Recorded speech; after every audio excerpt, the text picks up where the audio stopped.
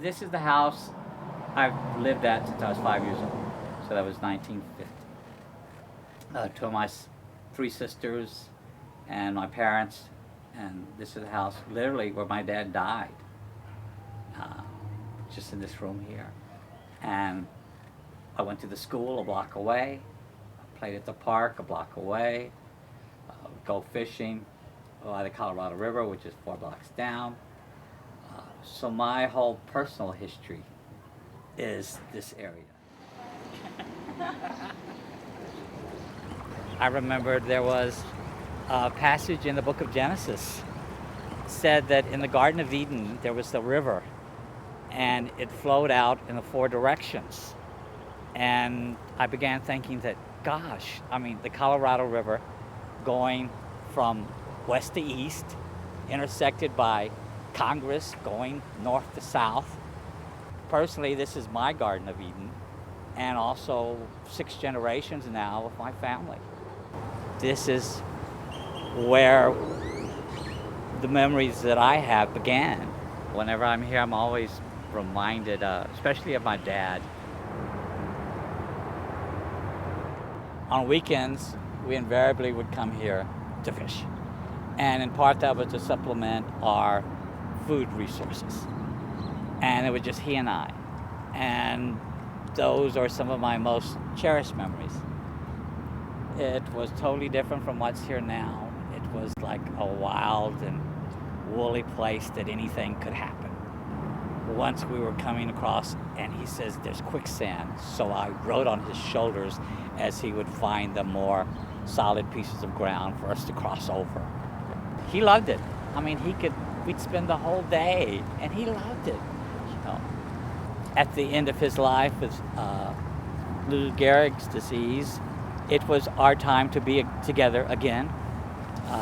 Like I said, I moved in a recliner next to his hospital bed, and so we were constantly together. And you know, it was, to me, to have those associations and memories come together again with the both of us. This is the place that they've given me their lives, in effect, as a gift. And whenever I tell their stories, I have this opportunity to let them speak through me. They can walk and talk, as it were, among the living for a time, you know. And I feel this tremendous sense of pride, not in myself, but in that I can keep their memories alive. My mother and her sister were like storytellers. They weren't prominent or significant enough to have information written about them. And this goes for the community in general. And so it's listening to the stories, and it's how they kept alive. So I've heard stories about not only my parents, but my grandparents, my great-grandparents, my great-great-grandparents. This is the tombstone of my great-grandmother, Carlota Luna Fuentes Salazar. Also, it's the site of the burial place of her mother, and that's Pilar Nava Luna. And also, one of my great-grandmother's sons is buried at this spot also. But she's the only one that has a headstone. And she died when I was 7. And I remember going to visit her because my grandmother was her caretaker in her later years. This is my great-grandmother, Carlota Luna Fuentes. Her husband, my great-grandfather, Toribio Fuentes. And somewhere in this 30-foot square lot section is where my great-grandfather, Toribio Fuentes, is buried. Died in 1900. The family lost memory of where his burial was, and it wasn't until I did research in the 1990s going through the Oakwood Sexton ledgers that I found out that this was the spot that he was buried.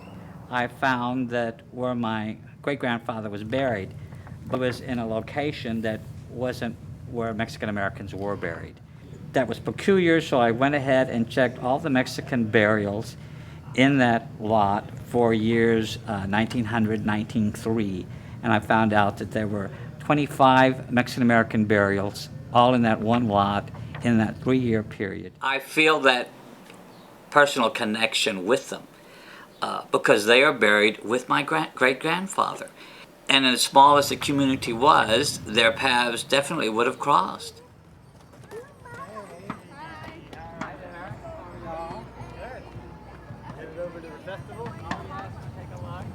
My family history has never been just my family history, but the Mexican American community's history in Austin. And I consider myself fortunate that the memories, the photos, the stories that have passed down are not only mine, but the community's stories and photos and history. They weren't political officials, they weren't the rich, they weren't the wealthy, but if you want the stories, of the poor, the struggling, like that poem at the Statue of Liberty, well, that's the story of my family and in part of all the immigrants who came to Austin. And I'm glad to share that with everyone because that's their story too.